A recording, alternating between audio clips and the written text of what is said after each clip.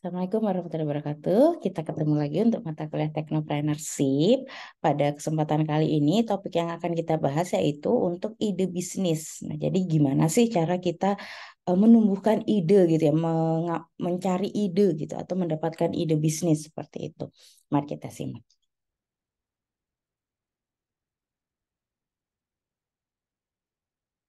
Nah, jadi di sini yaitu topiknya ide bisnis dan prinsip dasar bisnis. Nah, jadi di sini menurut Sukriyanti Mukhtar dan Igusti Made Raiwe, suatu bisnis yang baik biasanya dimulai dengan ide bisnis yang baik pula. Ide bisnis adalah gambaran singkat dan tepat mengenai bisnis yang akan didirikan. Ide bisnis dapat dikatakan sebagai bibit dari sebuah bisnis. Nah, jadi kalau kita mau melakukan suatu bisnis, pasti kita pertama punya ide gitu ya.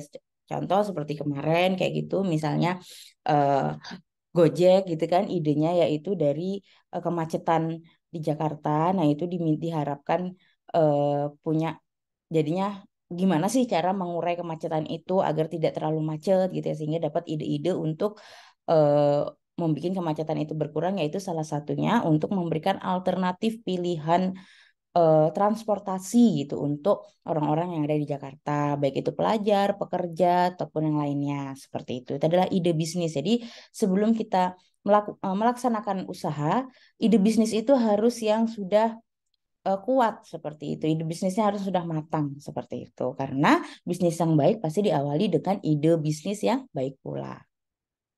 Nah, jadi 4 poin untuk mengembangkan ide itu ada yang pertama, produk atau jasa apa yang akan dijual.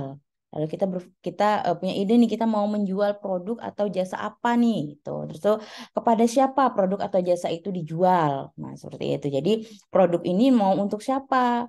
Mungkin kita mau bikin dia apa maksudnya mau untuk orang tua aja nih atau mau untuk anak-anak aja atau mau untuk yang general, yang umum untuk semuanya bisa seperti itu. Lalu yang ketiga, bagaimana produk atau jasa itu dijual. Nah, baru kita mau jualnya ini bagaimana?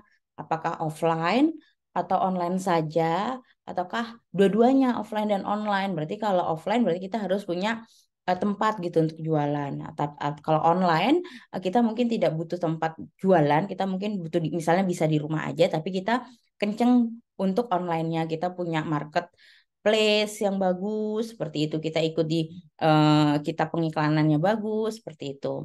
Lalu yang keempat kebutuhan pelanggan mana yang dapat dipenuhi. Nah tadi ini berhubungan juga dengan umur jadi kita mau memenuhi kebutuhan pelanggan yang misalnya orang tua gitu untuk makanan orang tua kah atau misalnya makanan gitu untuk anak-anak dan orang tua bisa atau bagaimana seperti itu. Nah, lalu menciptakan ide bisnis ini menurut Baringer dan Ireland, Irland tahun 2010 menciptakan ide bisnis ada brainstorming, focus group, perpustakaan dan internet, dan juga customer advisory boards. Nah, jadi maksudnya brainstorming ini kita misalnya sudah punya panutan, misalnya gitu. Kita mau buka produk A, nah produk A ini sudah ada nih yang punya nih. Nah, baru kita brainstorming ke perusahaan itu, misalnya gimana sih cara Bapak memproduksi ini, mana produk itu gitu ya, bagaimana penjualannya, bahannya apa saja, brainstorming, tapi tidak meniru, tapi kita brainstorming, bertukar pikiran, lalu kita memberikan value added atau nilai tambahan gitu itu. Fokus grup. Nah, jadi misalnya kita sudah punya grup nih, punya tim. Nah, itu kita sering diskusi gitu ya. Itu misalnya grup ini terdiri dari beberapa orang di mana keahliannya itu masing-masing. Mungkin ada yang misalnya kita membuat makanan itu, mungkin ada yang ahli masak, terus nanti ada yang ahli jualan, ada yang ahli SDM, bagian sumber daya manusianya, seperti itu. Terus perpustakaan dan internet ini kita mencari referensi seperti itu referensinya bagaimana dan selanjutnya ada customer advisory boards atau kita bisa langsung ke konsumen gitu kita melihat konsumen itu maunya gimana seperti itu. Lalu pemilihan ide bisnis itu yang pertama ada yang membuat Anda bangun pagi sekali karena ingin melakukannya. Nah, jadi yang membuat Anda lupa bahwa Anda bisa salah, yang membuat Anda lupa bahwa tidur itu perlu, yang membuat Anda hanya makan sekali dalam seminggu. Jadi ini maksudnya adalah pada saat kita memilih ide bisnis itu kita harus eh, tadi untuk mendapatkan ide bisnis yang baik, biasanya kalau kita tuh suka gitu ya, kita tuh bekerja keras, pasti kita tuh akhirnya tuh fokus gitu ke situ. Nah, seperti itu. Dengan how to find great business idea. Nah, jadi bagaimana sih cara mencari ide bisnis yang bagus seperti itu. Nah, jadi di sini ada eh, di sini bisa dilihat di sini ada yang warna hijau, ada yang lingkar ungu, ada yang lingkar kuning. Nah, di sini ada yang titik senyum ini adalah di sini senyumnya bagus nih. Yang kalau yang senyumnya baik ini adalah great idea. Kalau yang sedih ini adalah poor idea. Nah, seperti itu. Nah, jadi di sini eh, ide bisnis yang baik itu harus terkombinasikan antara ide bisnis kita, apa yang dibutuhkan konsumen, dan juga apa yang dilakukan kompetitor kita atau pesaing kita, seperti itu. Nah, jadi jangan sampai bisnis eh, ide bisnis kita bagus nih, baru yang dibutuhkan konsumen ini juga bagus gitu ya. Nah, tapi kita tidak melihat pesaing kita. Artinya kita bikin suatu produk di mana pesaing itu sudah punya dan itu sama persis. Sehingga dia jadi akan poor atau akan buruk, jelek seperti itu. Karena kita misalnya apalagi pesaing itu udah ada duluan sehingga nanti ide bisnis kita itu ya udah tertinggal seperti itu. Atau sebaliknya, ide bisnisnya baik, kompetitornya baik, seperti itu ya. Kita punya value nilai tambahan, tapi ternyata itu tidak dibutuhkan sama customer, seperti itu. Nah, jadi itu juga tidak baik. Jadi semuanya itu harus seimbang. Di ide bisnisnya baik, itu dibutuhkan konsumen dan juga kompetitor atau pesaingnya itu kita juga bisa memberikan nilai tambah dari produk pesaing. Nah, seorang entrepreneur tidak pernah takut mengambil resiko dan selalu berusaha memperjuangkan apa yang mereka senangi dengan uang sebagai bonusnya. Nah, jadi biasanya seorang entrepreneur itu melakukan bisnis, melakukan usaha itu apa yang dia senangi. Misalnya, oh ternyata saya nih hobi masak nih, berarti saya mau berbisnis di bidang masakan, misalnya seperti itu. Itu dia hobi nih, karena apa sesuatu yang kita hobi tadi, kita akhirnya fokus ke situ. Kita mungkin mengerjakannya itu sampai lupa tidur seperti tadi itu ya, kita sampai lupa makan seperti itu. Nah, dengan kita fokusnya adalah bukan uang, walaupun akhirnya tetap kita butuh profit gitu ya, butuh keuntungan, tapi uang bukan tujuan utama biasanya seperti itu. Karena nanti kalau kita misalnya sudah hobi, kita sudah konsisten mengerjakannya, maka nanti keuntungan itu akan mengikut. Sedangkan jika kita hanya semangat di awal seperti itu, maka nanti akhir-akhirnya udah males seperti itu. Nah, itu akan bisnisnya pasti akan tutup, akan hilang seperti itu. Nah, ini pertimbangan memilih ide bisnis. Yang pertama, pilih ide yang konkret. Yang kedua, pilih ide yang mudah untuk dipasarkan. Yang ketiga, pilih pilih ide yang cocok dengan karakter kita. Tadi misalnya hobi kita gitu ya, dengan sesuai dengan sifat kita seperti itu. Pilih ide yang berisiko kecil. Pilih ide yang dapat bertahan seperti itu. Nah, jadi kita tadi misalnya kita sudah punya beberapa ide. Nah, itu kita pilih-pilah lagi mana sih ide yang baik gitu ya, mana sih ide yang bisa diterima pasar dengan cepat, mana sih yang sederhana, yang lebih sederhana seperti itu, mana sih yang cocok dengan karakter karakter kita. Jadi misalnya tadi jualan makanan gitu ya, mungkin eh, ternyata untuk misalnya untuk menyewa tempat gitu ya, menyewa tempat itu mahal, kita belum punya modalnya, ya udah bikin aja di rumah. Tapi berarti kita harus online nih, kita harus rajin online, kita harus sediakan online seperti itu, kita harus pengiklanan online yang baik. Nah, seperti itu. Menguji ide bisnis. Nah, jadi di sini untuk menguji ide bisnis kita menggunakan SWOT analisis. Nah, jadi ini adalah salah satu metode terkenal yang bisa digunakan untuk menguji ide bisnis. Nah, jadi analisis SWOT ini merupakan metode perencanaan strategis yang digunakan untuk mengevaluasi kekuatan, strength. Jadi SWOT ini dari strength, weakness, opportunities, dan juga traits. Nah, jadi mengevaluasi kekuatan, strength, kelemahan, weakness, peluang, opportunities, dan juga ancaman atau threats dalam suatu proyek atau suatu spekulasi bisnis. Jadi bisnis itu kita analisa nih, kekuatan bisnis kita nih apa dari tadi pesaing seperti itu atau dari eh, yang sudah terjual seperti itu. Kelemahannya ini apa nih?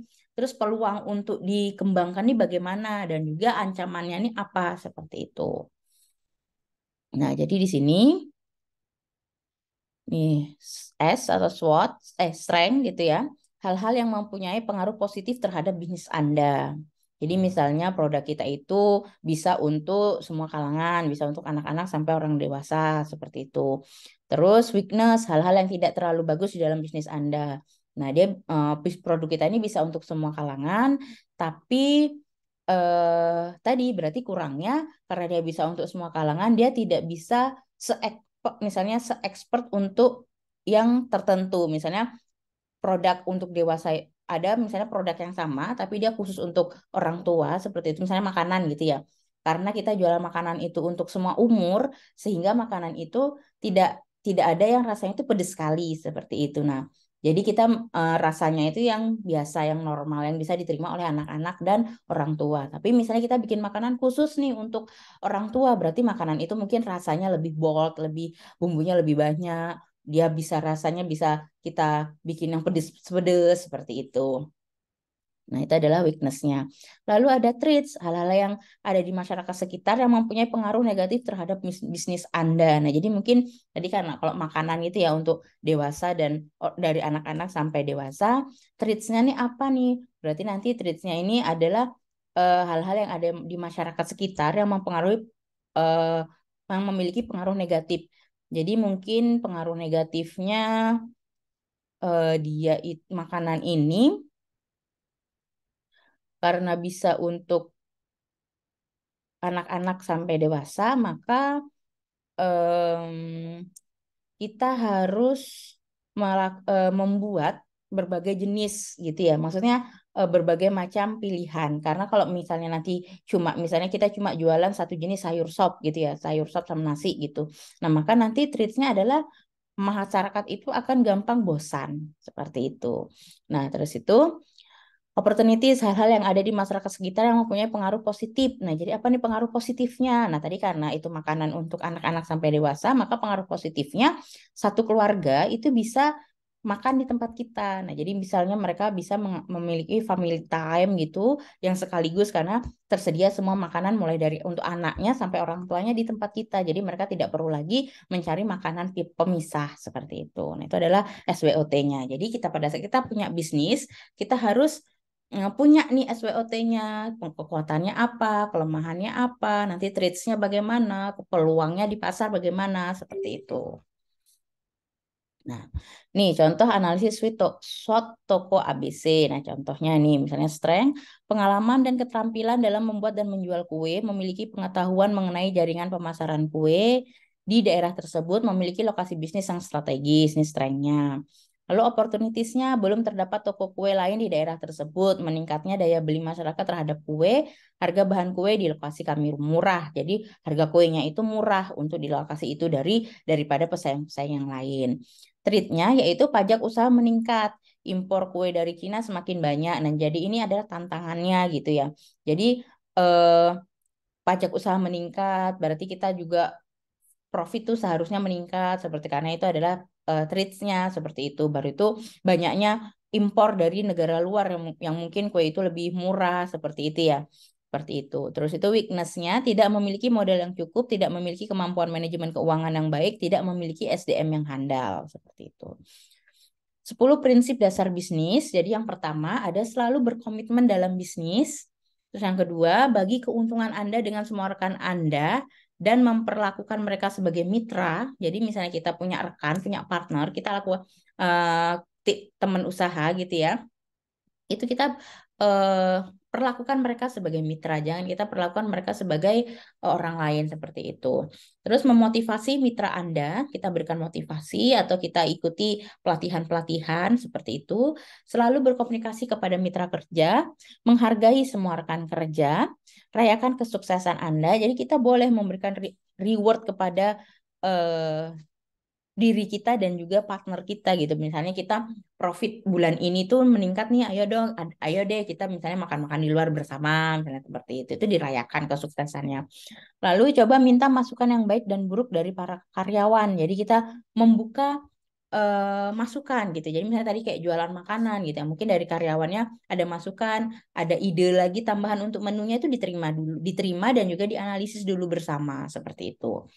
Terus selalu memuaskan pelanggan. Nah, jadi kita memberikan kepuasan pelanggan. Jadi mungkin kepuasan itu dimulai dari pelayanan yang cepat, terus itu tempat yang bersih, menu yang beragam seperti atau kita memberikan nanti di waktu-waktu tertentu kita memberikan diskon-diskon. Nah, seperti itu. Yang utama adalah pelayanan dan tempat. Jadi kalau kita misalnya kayak membuat restoran gitu, itu pasti misalnya pelayanannya itu cepat, ramah, maka itu pelanggan pasti akan puas. Tapi kalau pelayanannya itu lama gitu ya, sampai sejam, 2 jam gitu, pasti nanti mereka cukup sekali untuk datang ke tempat makan kita gitu. Mereka pasti akan mencari tempat makan yang lain seperti itu. Terus harus bisa mengendalikan biaya pengeluaran dan lebih baik dari kompetitor. Nah, jadi kita harus mengendalikan biaya pengeluaran, maksudnya biaya modal kita itu harus di manage dengan baik seperti itu. Dan dengan biaya itu kita harus bisa lebih baik dari pesaing kita. Kita harus memberikan nilai tambah. Misalnya nih teman-teman mahasiswa bikin usahanya desain gitu ya, jasa desain. Nah, jadi jasa desain itu di luar sudah banyak, tapi mungkin mereka mahal gitu. Nah, jadi kita bisa memberikan harga yang lebih murah, tapi atau dengan harga yang sama, tapi dengan catatan kita bisa membuat desain itu lebih cepat, misal, atau pelayanan kita ramah. Misalnya kalau dihubungin itu fast respon, tidak slow respon. Nah, seperti itu. Itu adalah nilai tambah untuk bisnis kita seperti itu. Coba cari ide yang berlawanan. Nah, jadi ini misalnya kita punya tadi ya, misalnya Pak, misalnya kita sudah pingin bikin produk A yang seperti perusahaan sebelah seperti itu. Tapi misalnya dia fungsinya untuk fungsi A, mungkin kita bisa bikin dia produk ini tuh untuk fungsi B seperti itu. Jadi dia berlawanan. Seperti itu. Nah, jadi demikian untuk ide-ide bisnis dan bagaimana kita mencari ide dan menemukan ide dan memanajemen ide itu sampai dengan menjadikan ide itu nyata seperti itu. Itu adalah tahap-tahapnya. Jadi semoga dari sini teman-teman bisa menambah eh, wawasannya untuk mencari ide bisnis sehingga nanti bisa menemukan ide-ide bisnis dan juga melaksanakan ide itu dengan terlaksana dengan nyata seperti dan meningkatkan ekonomi diri sendiri dan juga masyarakat sekitar. Demikian, sampai jumpa di video selanjutnya. Assalamualaikum warahmatullahi wabarakatuh.